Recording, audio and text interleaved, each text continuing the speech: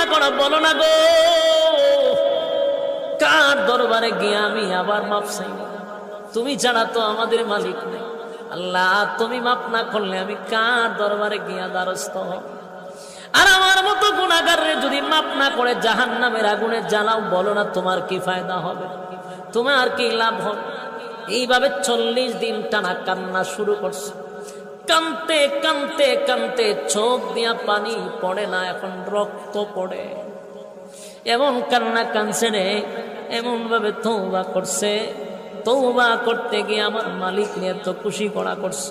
কালতে কালতে কঙ্কাল হয়ে গেছে, চোখ দিয়া পানি পড়ে না, এখন রক্ত পড়ে। শুধু গুনার উপরে লজ্জিত হইয়া সাহাবায়ে কেরাম গিয়া ওই সাহাবীরে নিয়ে আসলেন নবীজির সামনে।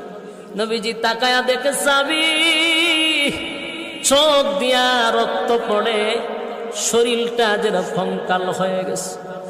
আল্লাহর নবী তাকায়া দেখে যেই মাত্র সাহাবী নবীর সামনে হাজির, শরীরটা তো অর্ধেক কঙ্কাল হয়ে গেল, চোখ দিয়া রক্ত পড়তেছিল, আর শরীরে শক্তি নাই, কথাও বলতে পারে না। এমত অবস্থায় নবী তাকায়া দেখে তার পাশেই মালাকুল মউত আজরাইল দাঁড়ায় আছে। কি বুঝলেন? নবীজি অবাক হয়ে গেল, এই সাহাবীর পাশে তো মালাকুল মউত আজরাইল দাঁড়ায় আছে। আল্লাহর নবী সাহাবীরে জড়ায়া ধইরা বলেন, সাহাবীরে আমার আল্লাহ তোর প্রতি বড় খুশি। এমন আজরাইল মালাকুল মউত আজরাইল বলে, নবী গো আমি আসছি আপনার এই সাহাবীকে নিয়ে যাওয়ার জন্য। নবীজি সাহাবীরে জড়ায়া ধইরা কান্দে আর বলে, সাহাবীরে কান্দিস না, আমার আল্লাহ তোর প্রতি খুশি হয়ে গেছে।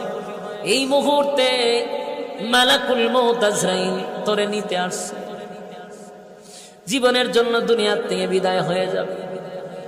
ওই সাহাবীর মনের মধ্যে কষ্ট নাই, চিরদিনের জন্য দুনিয়া ছেড়ে চলে যাবে, কোনো কষ্ট নাই গো। শুধু নবীর দিকে মুস্কি হাসি দিয়া বলে, নবী গো একটা বারের জন্য বলেন না আমার আল্লাহ কেমন মাফ করছে। সুবহানাল্লাহ, বাড়ি দিয়া বলে।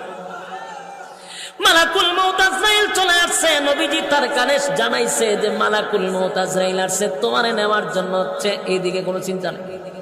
নবীর দিকে তাকায় বলে, নবী গো একবার বলেন না আমার মালিক কে আমার মাফ করছে।